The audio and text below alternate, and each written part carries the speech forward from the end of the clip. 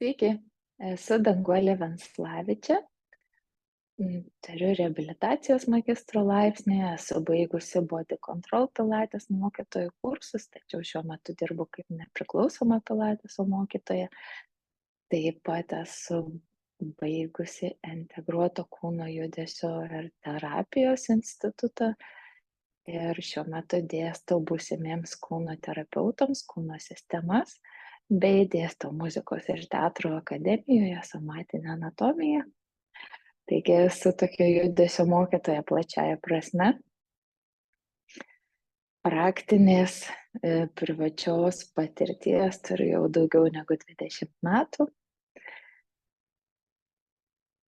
Stovykloje ruošiuosi vesti judesio užsiėmimus rytais. Mano užsiėmimai susideda iš pilateso, jogos ir somatinių praktikų.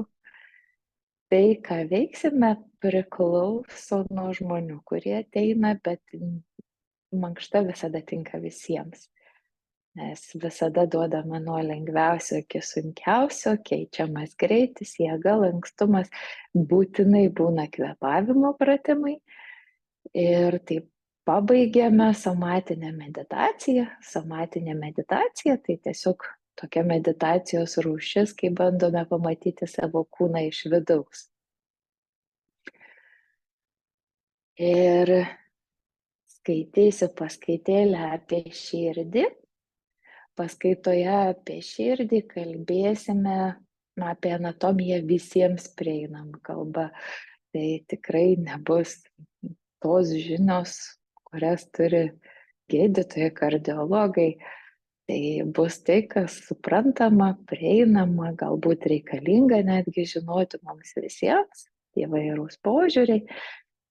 Taip pat kalbėsime apie somatinius posakius ir širdies kaip organo tokias somatinės prasmes, nes mes visi žinom, kad gali būti rami širdis, baili širdis, galim kalbėti iš širdies, galim kitą žmogų įsileisti į širdį, galim užsidaryti.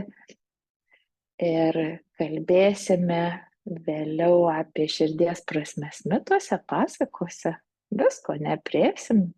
Kiekvienas galės kažką pridėti ir pasisakyti.